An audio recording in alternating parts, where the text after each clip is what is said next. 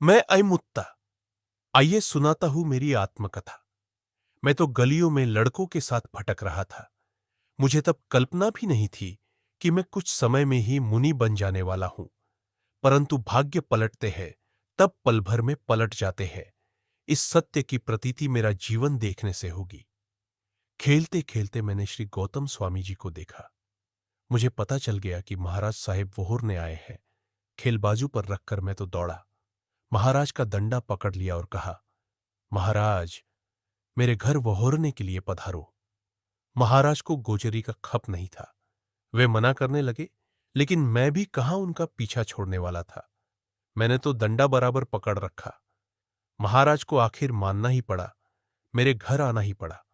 मैं भूल गया कि महाराज साहेब को मैंने पकड़ लिए, लेकिन सचमुच तो महाराज साहेब ने ही मुझे पकड़ लिया था। संभव है कि महाराज साहेब ने उसी समय मेरा भविष्य जान लिया हो, इसीलिए मेरे घर पधारे हो। चार ज्ञान के स्वामी श्री गौतम स्वामी जी महाराज साहेब के लिए क्या असंभव था। मैंने और मेरी मम्मी ने महाराज को भाव से लड्डू वहोराए। महाराज की झोली एकदम वजनदार हो गई। मैंने कहा, महाराज जी, मुझे उठाने दो। लेकिन महाराज जी ने कहा, इसके लिए महाराज बनना पड़ता है, संसार का त्याग करना पड़ता है। मैंने हाँ कह दी, कौन जाने क्यों, किंतु मुझे बचपन से ही महाराज बहुत ही अच्छे लगते। उनको देखते ही मैं उनके पास दौड़ जाता, उनके जैसा बनने का मन भी हो जाता। मेरी मम्मी भी मुझे बहुत बार कहती, बेटा, संसार में रहने जैसा नहीं है, मुनि ही बनने जैसा है। संसार का त्याग किए बिना मुनि बना नहीं जा सकता। मुझे मम्मी की ऐसी बातें बहुत अच्छी लगती। गौतम स्वामी जी महाराज ने भी मुझे ऐसी ही बातें कही, संसार की असारता और संयम की सार्थकता समझाई। मैंने मन ही मन निश्चय कर डाला, मुझे दीक्षा ही लेनी है और तुरंत ही लेनी है। मैंने घर जाकर मम्मी से दीक्षा की बात की, लेकिन ये क्या, जो मम्मी पहले मुझे दीक्षा लेने के लिए समझाती थी, वही मम्मी नट गई, दीक्षा के लिए आनाकानी करने लगी। बेटा, तू बहुत छोटा है। दीक्षा का पालन बहुत कठिन है, इसमें तेरा काम नहीं है। दीक्षा लेने जैसी सही है, किंतु अभी नहीं, बड़ी उम्र हो जाने के बाद ले लेना। ऐसा कहकर मुझे दीक्षा लेने से रोकने लगी। लेकिन मैं भी कच्चा नहीं था। ऐसी समझावट का मुझ पर कोई असर नहीं हुआ। मैं अपने ध्येय में निश्चल था। माता के मन में मोह का तूफान में देख रहा था। मैंने कहा, मैं जानता हूं फिर भी नहीं जानता हूं, मैं नहीं जानता हूं फिर भी जानता हूं। मेरी ऐसी गूढ़ वाणी मेरी माता समझ नहीं सकी, इसलिए उसके आग्रह से मैंने ही खुलासा करते कहा, हे मां, मैं जानता हूं कि एक दिन मैं मर जाने वाला हूं, लेकिन कब मरने वाला हूं वह मैं नहीं जानता हूं। इसीलिए ही मैं कहता हूं कि मैं जानता हूं फिर भी नहीं जानता हूं। और इसी को उल्टा कर ऐसा भी कहा जाता है कि मैं नहीं जानता फिर भी जानता हूं। मेरी मृत्यु कब होगी वह मैं नहीं जानता, लेकिन एक दिन तो होगी ही, यह मैं जानता ही हूं। इसीलिए ही मैं ऐसा कहना चाहता हूं कि मृत्यु कभी भी आ सकती है। मृत्यु के दरबार में छोटे बड़े का कोई क्रम नहीं है। यदि मैं कभी भी मर सकता हूं, तो कभी भी दीक्षा क्यों न ले सकूं। तेरी बात, बड़ा होकर तू दीक्षा लेना, ये कैसे मान सकता हूं। मेरी मां तो बड़े आदमी जैसी मेरी दलीलें सुनकर विस्मित ही हो गई। वह चुप ही हो गई। चुप हो ही जाएगी ना। अंतर मुहूर्त में द्वादशांगी बनाने वाले गुरु गौतम स्वामी जी का मुंह पर हाथ फिरा था।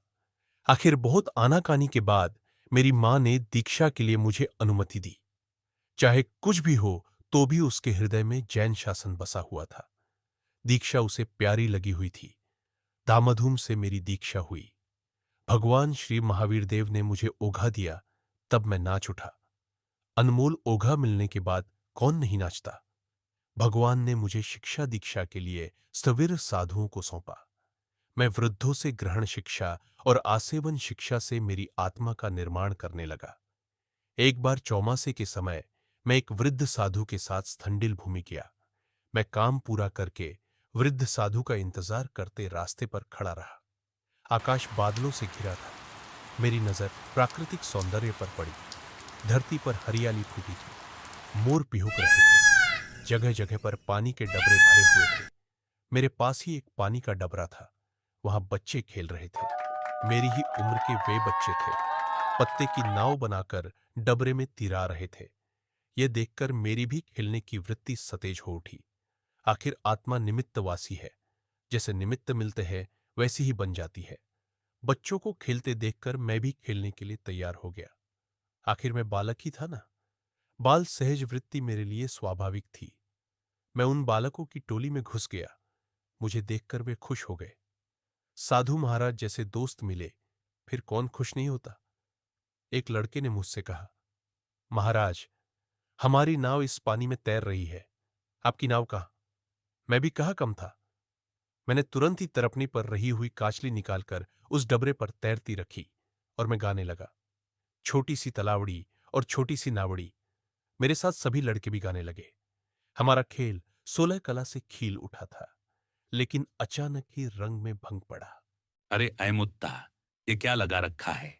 साधु होकर ऐसा किया जाता है? चल, छोड़ खेलना, चल मेरे साथ। दूर से आवाज सुनाई दी। किनकी थी वह आवाज?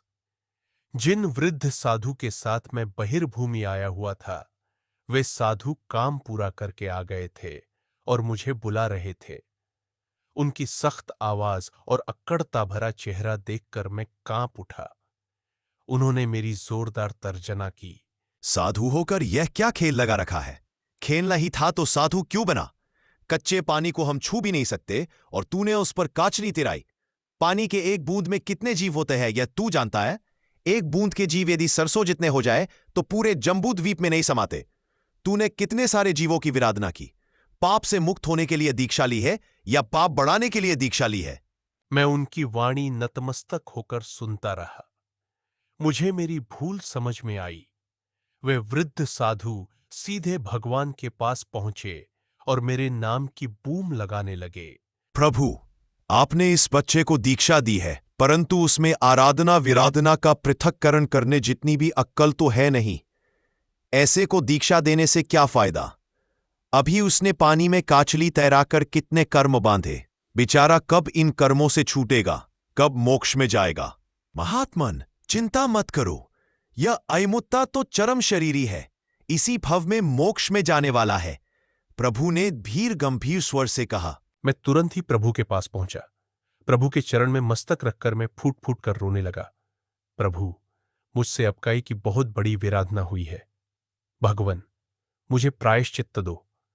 प्रभु ने कहा, वत्स, भूल होनी अस्वाभाविक है। छद्मस्त मात्र भूल के पात्र। तू इर्यावहियं कर ले, तेरी शुद्धि हो जाएगी। अन्य तप इत्यादि कोई घोर साधना करने की तुझे जरूरत नहीं है। भावपूर्वक इर्यावहिय, यही तेरी बड़ी साधना है। प्रभु की बात का स्वीकार करके मैं इर्यावहियं करने लगा। इर्यावहियं करते करते मैं ऐसे भावों में चढ़ा, मेरे हृदय में पश्चात्ताप की ऐसी अग्निज्वाला उत्पन्न हुई कि जिसमें मेरे पाप कर्म ईंधन की तरह जलने लगे। पणकदक पद के ऊपर पहुंचते मैं एकदम शुभध्यान में चढ़ा, क्षपक श्रेणी पर आरोहण किया और घनघाती कर्मों को नष्ट करके मैं केवली बन गया। मेरे जन्म जन्म के पाप साफ हो गए। केवल ज्ञान मिलने पर मोक्ष निश्चित मिलता ही है। फिर मैं सिद्धाचल की पवित्र भूमि पर अघाती कर्मों का भी क्षय करके इस शरीर का त्याग करके मोक्ष में पहुंच गया। बंधुओं, आज मैं संसार में नहीं हूं, सिद्धशिला पर आत्मा का स्वाभाविक सुख भोग रहा हूं। अयमुत्ता या ऐसा कोई मेरा नाम नहीं है। मैं अनामी हूं। मेरा कोई शरीर या रूप नहीं है। मैं अरूपी हूं। अनामी और अरूपी मैं अनंत सुख का अनुभव कर रहा हूं। बालकों, आपको यहां आना है ना? इर्यावहियं करो, तब मुझे याद करना। मेरे जैसे भाव लाने का प्रयत्न करना। यदि ऐसा करते रहोगे तो मेरी तरह एक दिन तुम्हारा भी निस्तार हो जाएगा। बने रहिए जैन पथ के साथ और इसी तरह के जैन ज्ञान, जैन तीर्थ, परमात्मा दर्शन आदि के नए नए वीडियोस के लिए जैन पथ के चैनल को सब्सक्राइब और लाइक जरूर करें।